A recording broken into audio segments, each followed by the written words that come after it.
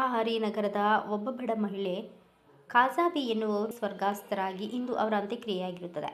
ಈ ಮಹಿಳೆ ಒಂದು ಸಣ್ಣ ಗುಡಿಸಿನಲ್ಲಿ ಜೀವನ ನಡೆಸಿ ತಮ್ಮ 5 ಹೆಣ್ಣು ಮಕ್ಕಳು, 1 ಗಂಡು ಮಗುವಿಗೆ ಸಾಕಿ ಅವರೆಲ್ಲರಿಗೂ ಮದುವೆ ಮಾಡಿ ಅವರವರ ಜೀವನ ಕಟ್ಟಿಕೊಳ್ಳಲು ಅವರ ಪಾಲಿಗೆ ಬಿಟ್ಟು ತಾನು ಯಾರಿಗೂ ಭಾರವಾಗದೆ ತನ್ನ ಕಠಿಣ ಪರಿಶ್ರಮದಿಂದ ತನ್ನ ಜೀವನ ಸಾಗಿಸುತ್ತಾ ನಿನ್ನೆಯವರೆಗೂ ಕೂಡ ತನ್ನ 3 ಮೊಮ್ಮಕ್ಕಳನ್ನು ಸಾಕಿಕೊಂಡು ಒಂದು ಸಾಧಾರಣ ಜೀವನ ಅಲ್ಲ, ಶ್ರೇಷ್ಠ ಜೀವನ ನಡೆಸಿ ನಿನ್ನೆ ಕೊನೆಯುಸಿರೆಳೆದಿದ್ದಾರೆ.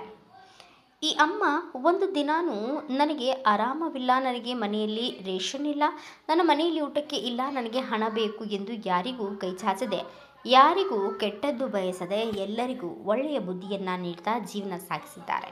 ನಾವು ಅವರಿಗೆ ಮಾತನಾಡಿಸ್ತಿದ್ರು, ಅವರಾಗಿಯೇ ಬಂದು ಮಾತನಾಡಿಸಿ ನಮ್ಮ ಬಗ್ಗೆ ಕಾಳಜಿ ತೋರಿಸಿ ಕೈಯಲ್ಲಿ ಚಹಾ ಇದ್ದರೆ ಕುಡಿಸಿ ಕಳಿಸ್ತಿದ್ರು. ಇವರು ಗಂಗಾವತಿ ಮಿನಿ ವಿಧಾನಸೌಧದಲ್ಲಿ ಸ್ವಯಂ ಪ್ರೇರಿತಳಾಗಿ ಅಧಿಕಾರಿ ಸಿಬ್ಬಂದಿಗಳ ಕೆಲಸ ಕೇಳ್ತಾ ಅವರು ನೀಡಿದಷ್ಟು ಹಣವನ್ನು ಮನೆಗೆ ಒಯ್ದು ಜೀವನ ನಡೆಸ್ತಿದ್ರು.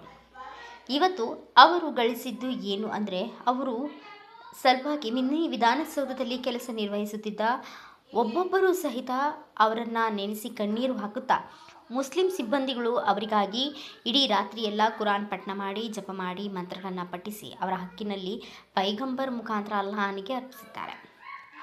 ನಾನು ಸಾಕಷ್ಟು ಆದರ್ಶ ವ್ಯಕ್ತಿಗಳ ಬಗ್ಗೆ ಬರೆದಿದ್ದು ಕೇಳಿದ್ದೇನೆ, ಓದಿದ್ದೇನೆ. ಇವತ್ತು ನನಗೆ ಈ ಅಮ್ಮ ಆದರ್ಶ ಮಹಿಳೆ, ಇನ್ನೊಬ್ಬರಿಗೆ ಸ್ಫೂರ್ತಿ ಅಂತ ತಿಳಿದು ಬಂದಿದೆ. ಇವರಿಗೆ ಅಲ್ಲಾಹನು ಸ್ವರ್ಗದಲ್ಲಿ ಉನ್ನತ ಸ್ಥಾನವನ್ನು ನೀಡಲಿ. ಅಮೀನ್. ಗೌಸ್ ದಫೇದಾರ್, ಗಂಗಾವತಿ.